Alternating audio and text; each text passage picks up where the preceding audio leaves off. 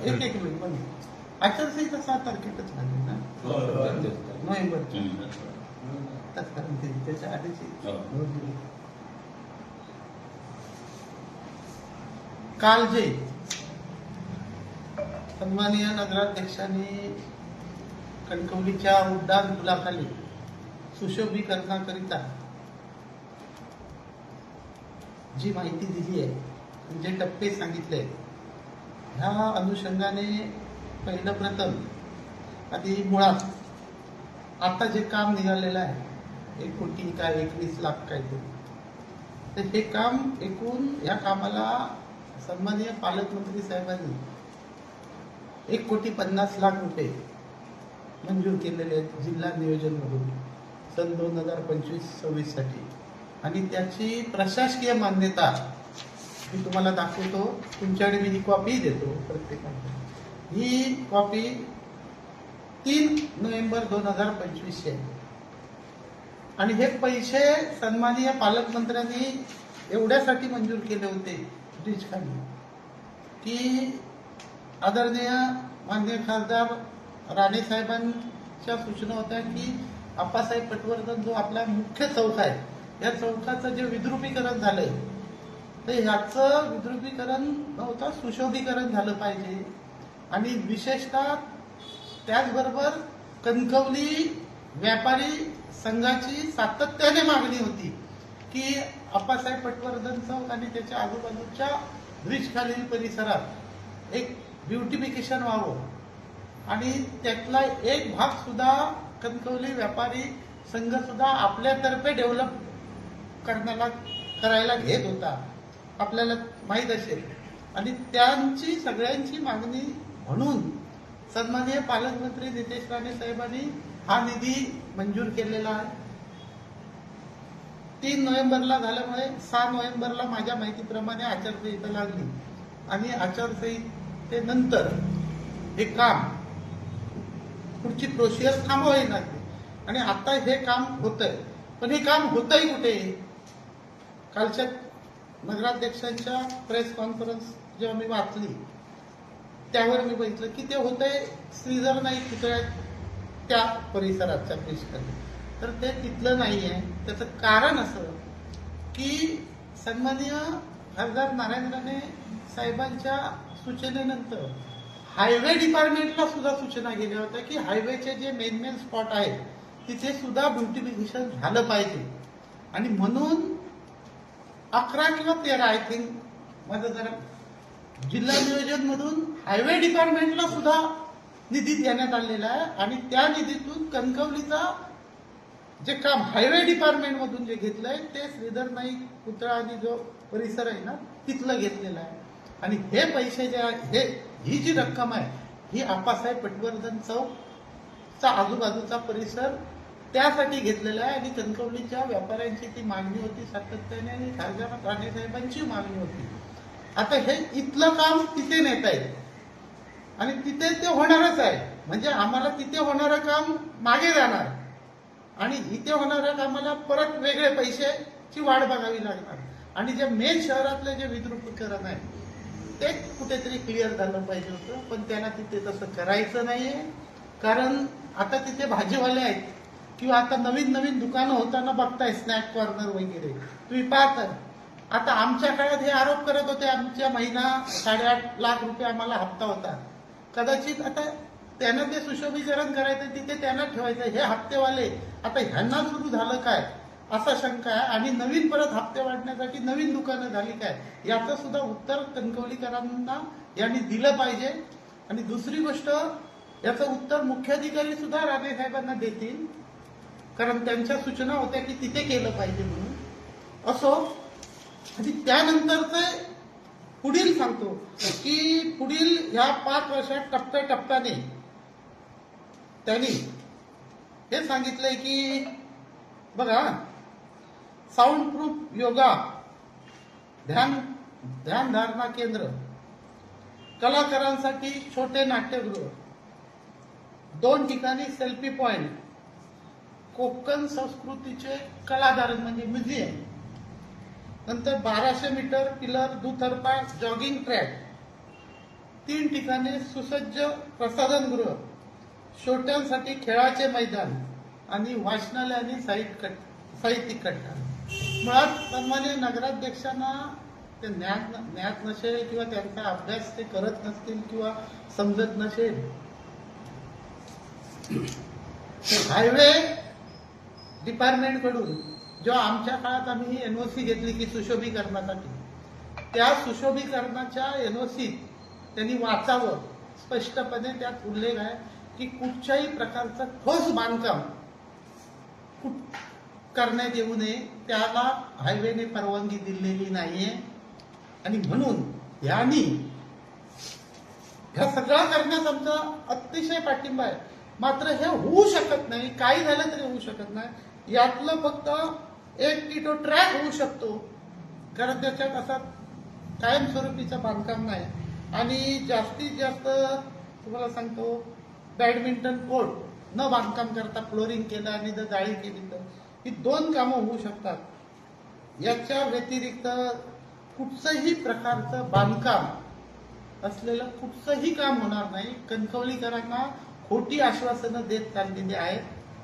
हे आमचे पैसे, आमच्या पालकमंत्र्यांनी दिलेल्या पैशावर फक्त विशीला तूप लावून सांगतायत. हे आता 5 महिने आमचे झाले, आजच होतील काय, उद्या 5 महिने पूर्ण होतील हे नगराध्यक्ष निवडून आल्यावर.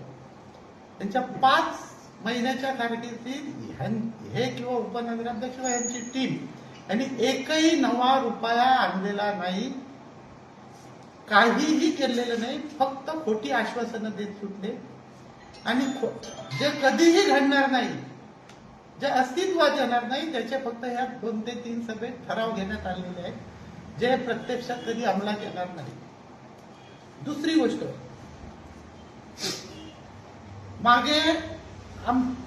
मागील मी तुम्हाला सांगितलं होतं 21 जी टेंडर रद्द केली त्यांनी, निविदा कॅन्सल केल्या.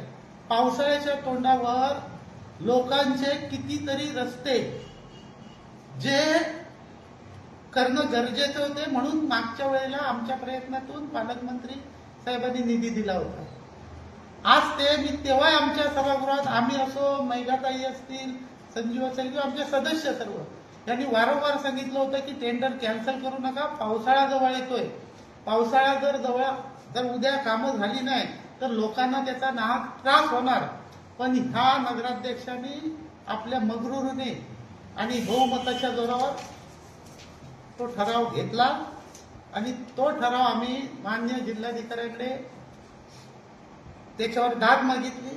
अद्याप मान्य जिल्हाधिकारी हे न्यायप्रविष्ट बाब असल्यामुळे ते पेंडिंग आहे, त्याचा निर्णय ते यथोचित देतील, तो प्रश्न वेगळा. पण आज असं झालं की ही कुठचीही कामं डांबरीकरणाची किंवा लोकांना हवी असलेली होणार नाही. त्याचं उत्तम उदाहरण परवा पेपरमध्ये पाहिलं मी की 11 रोड, परबवाडीतील 2 रस्ते आहेत, बिजली नगर मधला आहे, मराठा मंडळ कडचा आहे, इकडे पिळंगरवाडी कडचा रस्ता आहे, असे 11 रस्ते मी पाहिजे तर यादी देतो. वर्कशॉप कडचा रस्ता आहे. ह्या रस्त्याने नागरिकांना चालायला नको, काही नको.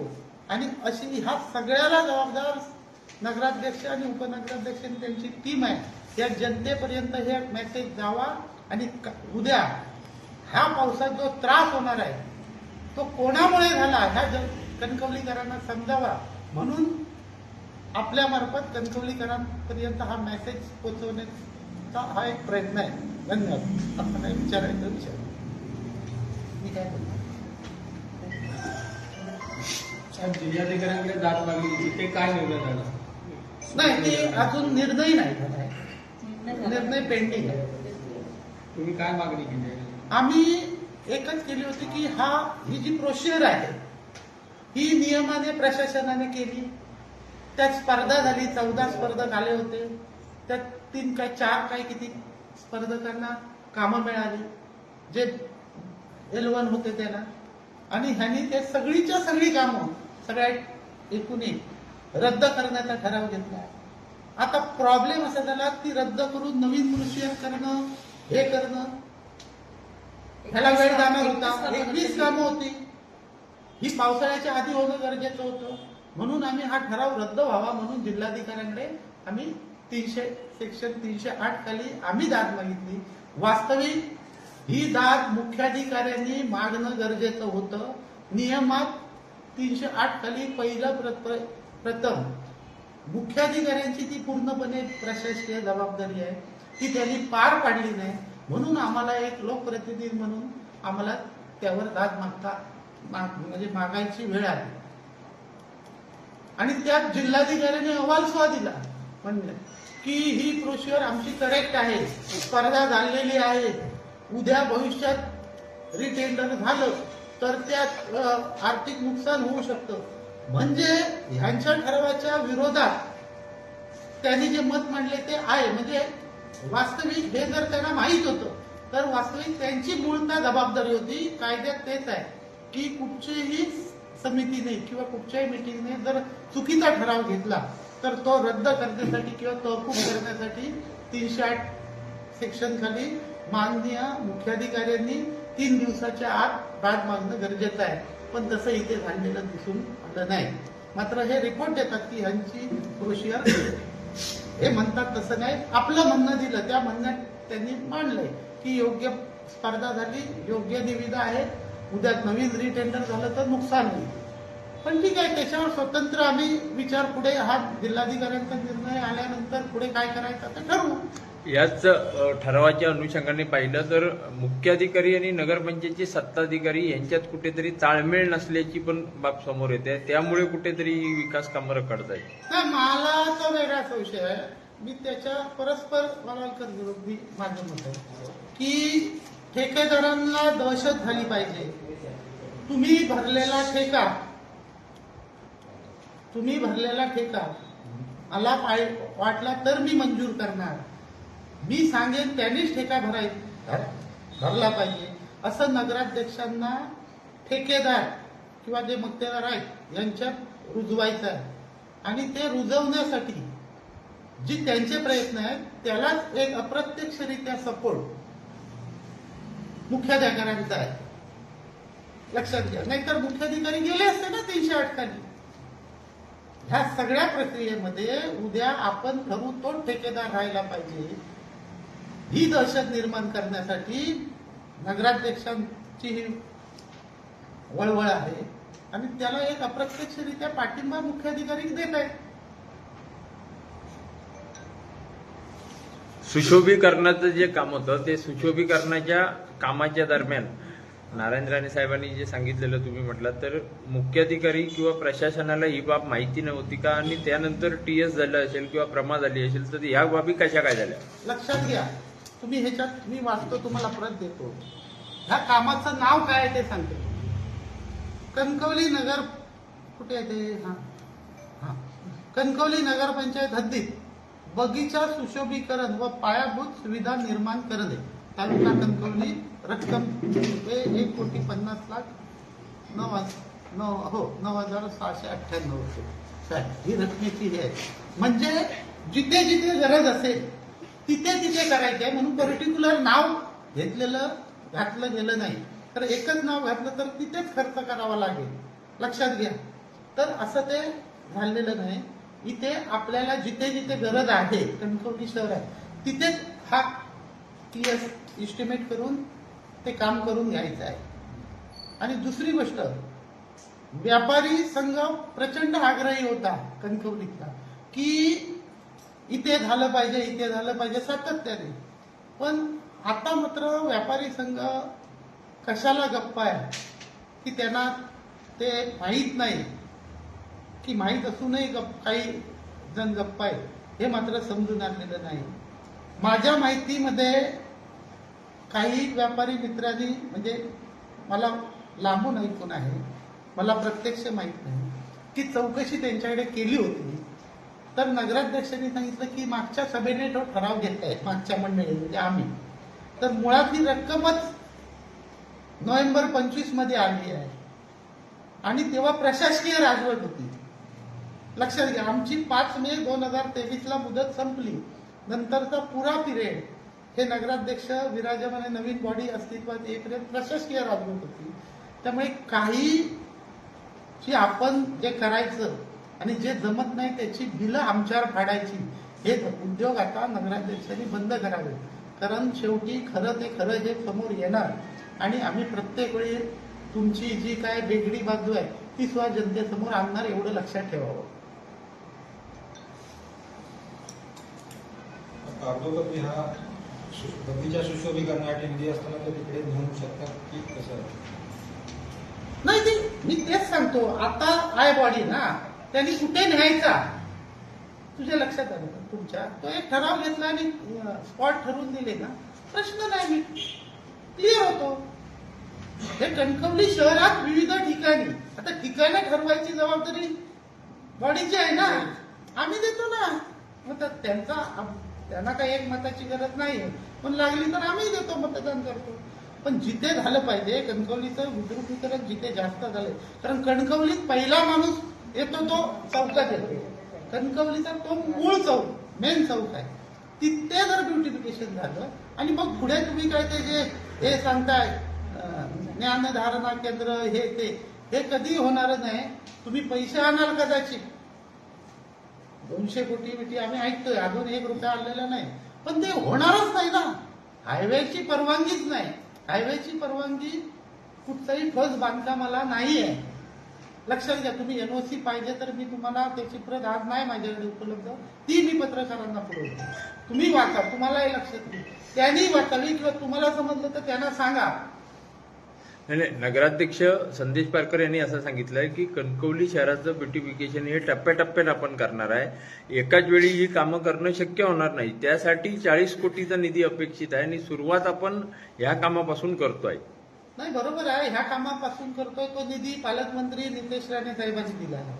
पण ह्याच्यात जे पुढे मी हे तुम्हाला सांगितलं ना, नाट्यगृह, ज्ञानधारणा केंद्र किंवा ही जी कामं आहेत ही ठोस बांधकामाची आहेत. ती हायवे खाली होणार नाही, ती करता येणार नाही.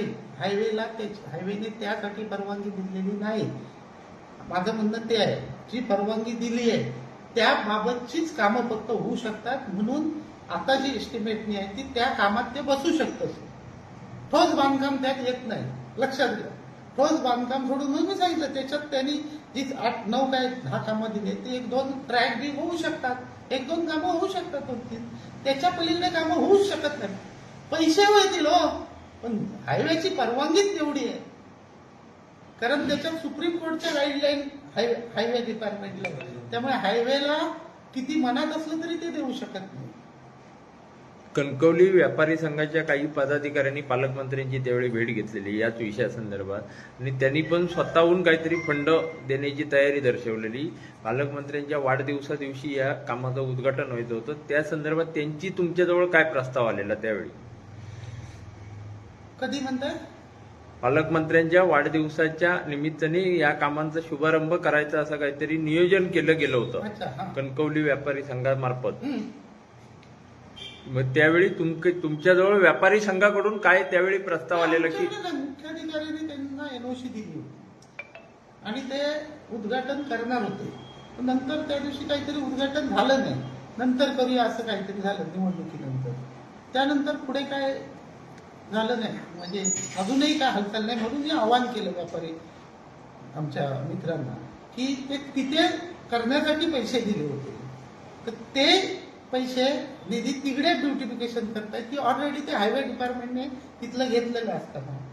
आणि त्यानंतर निवडणूक झाल्यावर 5 महिने व्यापारी संघाचा सुद्धा कुठची त्या बाबतीतली कसली हालचाल नाही. आणि त्यांना एनओसी दिलेली जी आहे ना त्या बाबतीतही ते काहीतरी एक कुठची तरी जागा ब्युटिफिकेशन करणार होते.